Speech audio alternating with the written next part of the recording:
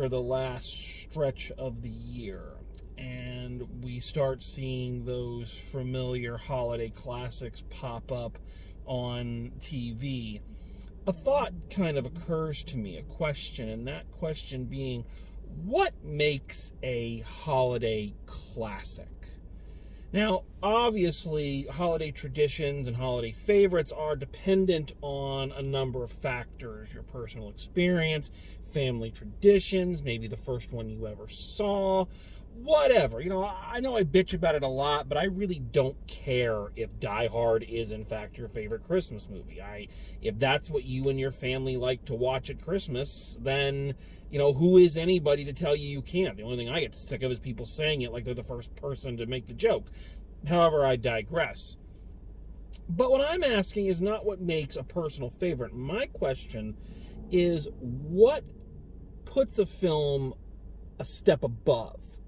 What takes something from being a good movie to being one of the standards? What separates out the things like It's a Wonderful Life, Miracle on 34th Street, Christmas in Connecticut, White Christmas, A Christmas Story? What makes those kind of the undisputed kings and queens of the holiday film season?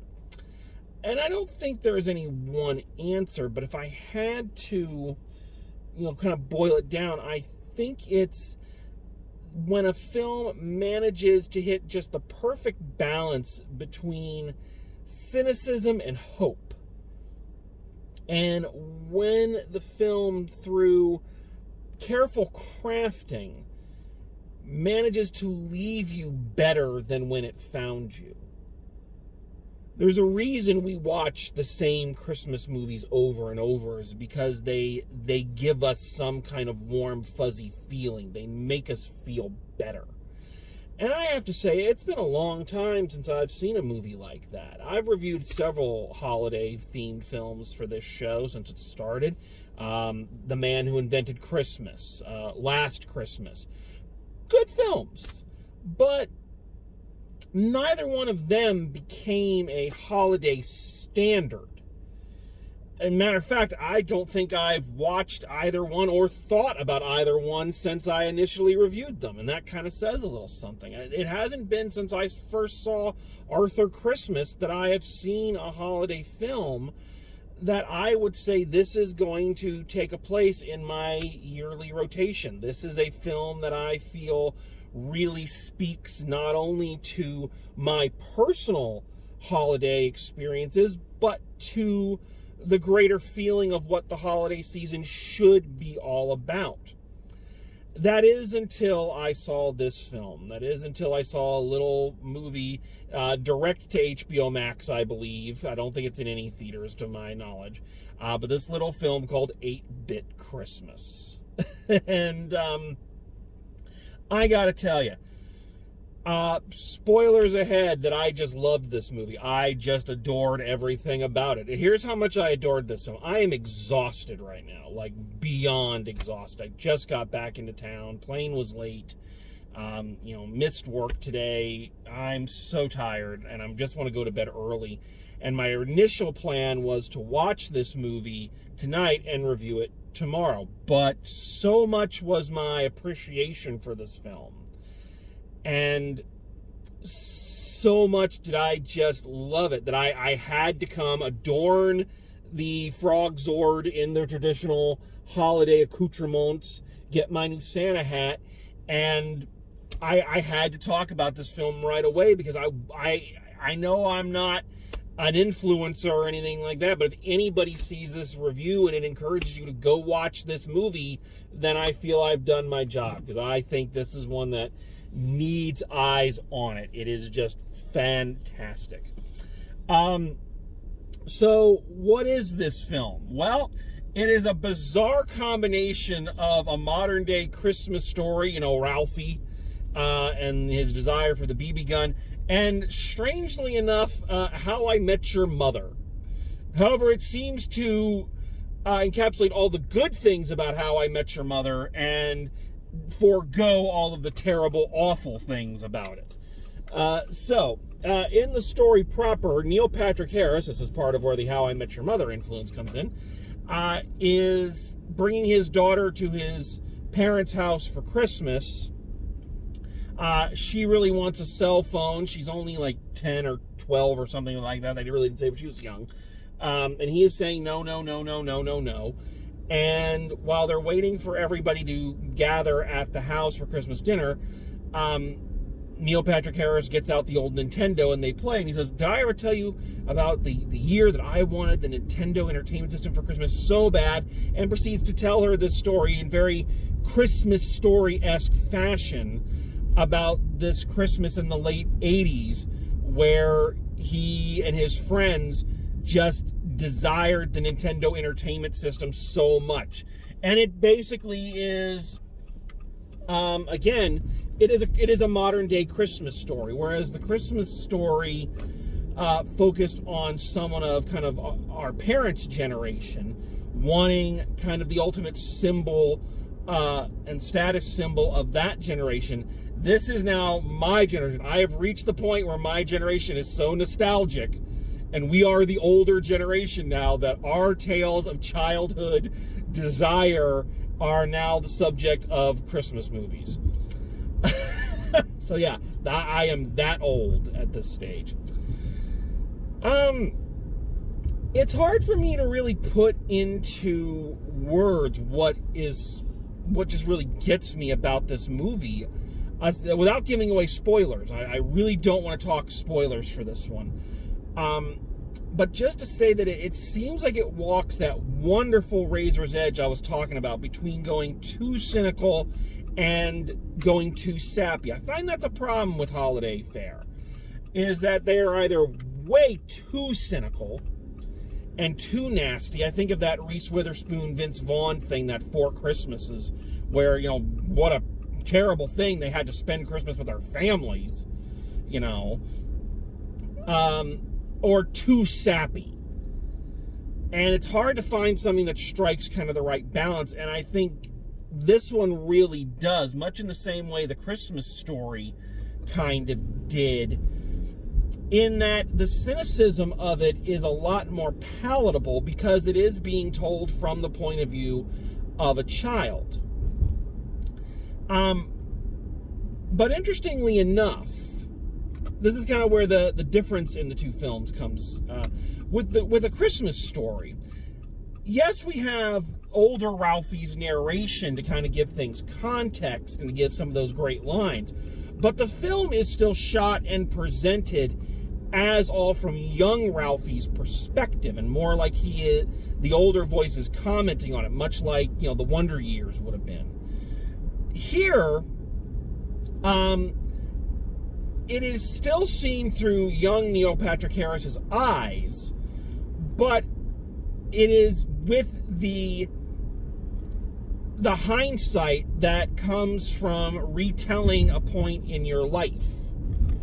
So it's not as rosy as A Christmas Story, but it's still, the cynicism of it is still acceptable and palatable because it is coming from a kid's point of view. It's coming from an 80s kid's point of view. And at the same time, coming from an adult man looking back at himself as a young person and commenting on both the things that he thought were great and the things that he thought sucked. How his dad always made him go out and pick up the dog poop, even in the middle of winter. How his mom accidentally bought him girls' boots, which I like how, another thing I like about this movie, I like how it comments on the things we thought were important back in the day. God help you if you had, girls' boots or a girl's bike or something. And yeah, nowadays we look at that through a much more modern eye and go, well, so what? Who cares? But, back in the day, that was an issue. I'm not saying that's a good thing. In fact, it's not a good thing, but it is a thing that I think a lot of people of my generation can kind of relate to.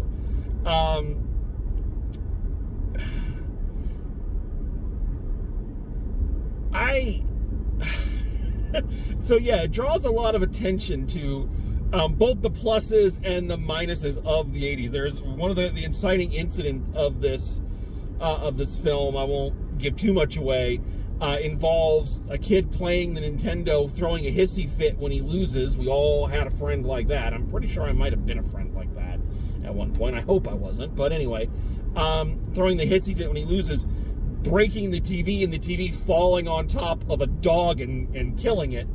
And Neil Patrick Harris's daughter gets so freaked out at this, go, "You killed the dog?" He's like, "Yeah, it was the 80s. Things got real." It was like, yeah, dude, that was the fucking 80s, man. We didn't care about shit like that. We would totally go there. And it's nice to see a film that kind of acknowledges that as both a plus and a minus.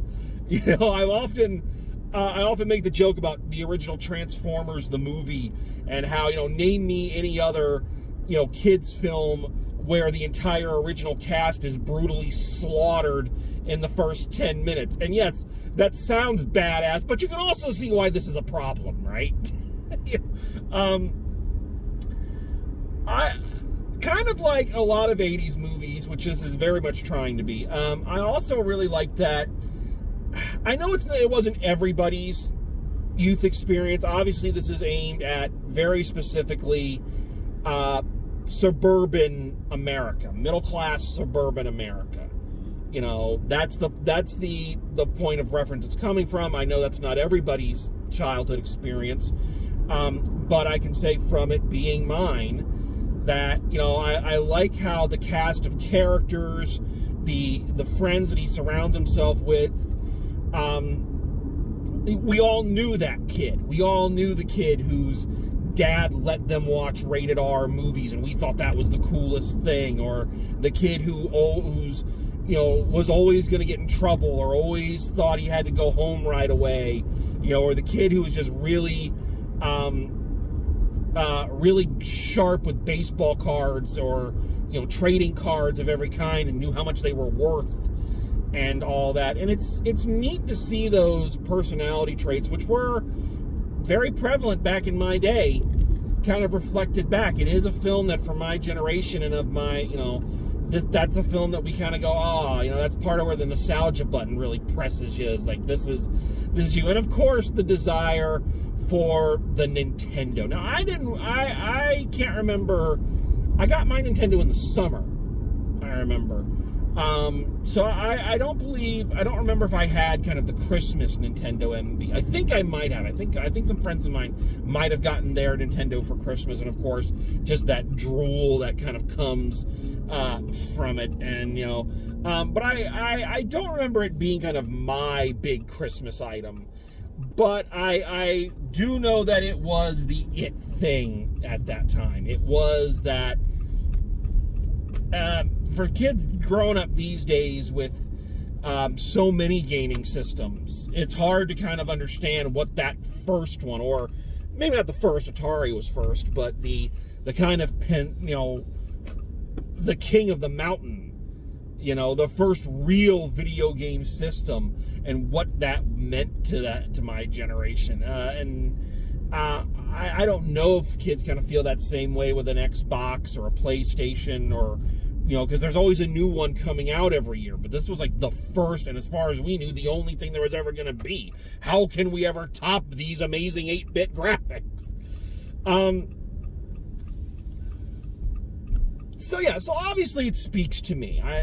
So that's kind of the point I'm making. The other thing I really like about this is where the How I Met Your Mother kind of comparison comes in. Is I like how, again, with A Christmas Story, the movie stays very grounded. It's seen from a specific point of view, but it's still a very grounded kind of story. It feels real. This one is being retold. This is someone telling their kid a story, and as such, everything about it is a little bit bigger than life. The characters are a little bit larger than you would expect them to be. The school bully is literally being played by like an adult, you know, in with all these little kids, because that's how they remember seeing him. That was something I remember having a hard time with when I first started watching How I Met Your Mother. It's like, well, these characters are so big and so stupid. nobody acts like that. It's like, well, no, but if you're retelling a story about something funny that happened, everybody is a little bit bigger. And I like how that happens, and also how the schemes to get this Nintendo get bigger and bigger and bigger, to the point where they're planning a heist, basically. And you at some point you stop and wonder, how much of this is he making up? Where is the line here? But I think that's good. I think that adds to the charm of it, because all of us have felt that desperate for something that we would go to any lengths and would plan elaborate schemes to get what we wanted when we were kids. Where it avoids the pitfalls is in execution and in the end result. Now, obviously, we see him playing with a Nintendo at the beginning of the film, so he gets the Nintendo. So the journey is in how he gets the Nintendo, and that maybe the journey is more important than the destination. This is where the film really kicks into high as a great holiday film, because it does what all great holiday films do, and strips away the cynicism and starts to point out what's real and what is more important. That getting the gift maybe isn't as important as what you have, or the experiences you're sharing at that moment. Or it's also a film, again, I'm not going to give away everything, though this may be a little bit of a spoiler, versus A Christmas Story, where The Christmas Story is all about how he got the gift, and that great catharsis we all feel when he does get that BB gun. But this film is going another way with it and says, well, but what if he doesn't? What happens when you don't get the thing that you really wanted for Christmas? Does that ruin your life, or does it, in fact, is it like that old country song, Thank God for Unanswered Prayers kind of thing, And it plays with that, and I feel it comes to an incredibly satisfying conclusion. Again, in contrast to How I Met Your Mother, which tried to pull a switcheroo on us, making us think that we were watching a show about somebody meeting the love of their life, and in fact, that's not what we got. And people wondered why people hated that series finale. But this one subverts the expectations in just the most beautiful way. I have got to say, it legitimately hit me. This has such a great twist. What a twist. To it.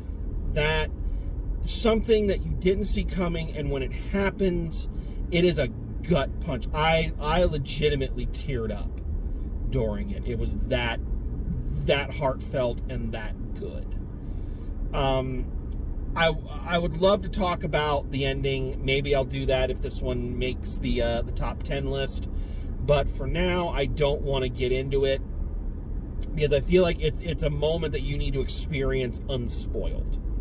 So, but just know that it is a legitimately beautiful, beautiful moment, and it's what rockets this one up. Is this a perfect movie? No. There are some things that aren't great in it. I always say I could go the rest of my life and not see another person shitting, pissing, or puking on screen. But, boy, they go with the puke scene in this one. And it's a pivotal plot point, so it's kind of like Knives Out. I love Knives Out, but I can't stand the vomit scene. It's just, so there's that. Also, it kind of has the problem of what happens when you do a period piece and people try to make it seem like things happened all at once.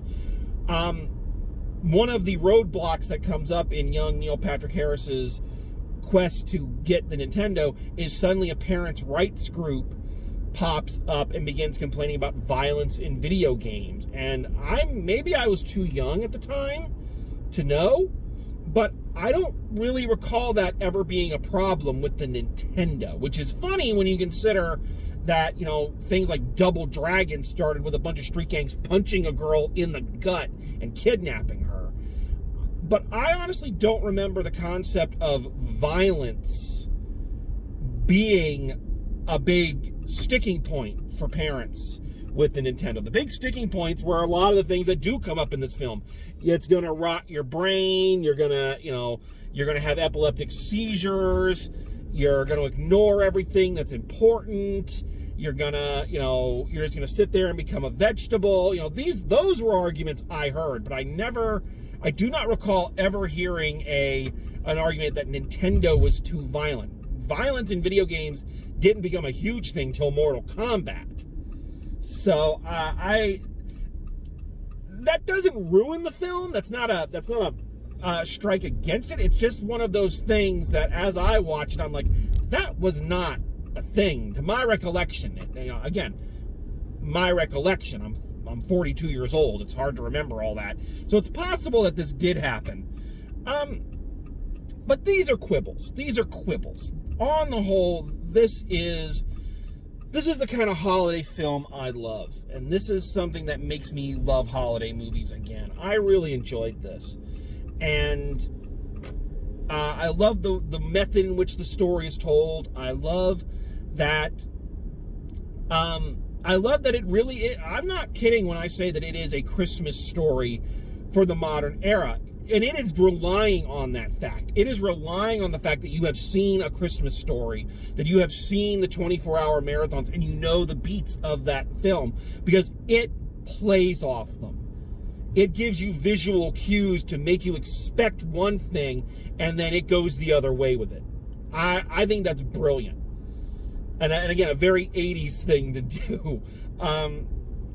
I like the way the story is told. The cast of young actors is really enjoyable. The writing of it and of the characters is very well done. I do think that the writing of his parents, his dad played by Steve Zahn and his mom played by, I don't remember who, they're a little much. You know, I think that might be another knock against the film, in that with A Christmas Story, even though his dad was a bit of a blowhard and his mom was a little oblivious, you still saw that there was a lot of love there. These two are fighting all the time and they're yelling all the time. And again, you know you're seeing it from a kid's point of view and all that, but it's almost to the point that you think that they're abusive, which almost works against the film when it comes time for true revelations and things of that nature. So I think that may be another knock against it. But all in all, good cast, good writing, smart directing, clever storytelling, a Christmas movie for my generation, and hopefully for the younger generations that we can share it with, much in the way that Neil Patrick Harris is sharing it with his daughter in this film. So final grade for 8-Bit Christmas. You know, Becca told me that I need to find my joy, and I did. This one is an A+. It's an A+. It's fun, it's enjoyable, it's cynical in the right places, but heartfelt and honest in the right places, and it works. And the moral of the story is not the moral that you think it is. It leaves you with a really good moral, even if it's not the moral you think it's building to. So I really love this movie, and I want to get eyes on it. So I implore you, if you're one of the folks that watches my reviews and enjoys what I do, please go check out this movie. Get some eyes on this thing, and let's make it part of the annual rotation. So thank you very much for joining me. Thanks for coming along for the ride. Happy holidays to you all. And as always, drive safe, and I will see you at the movies.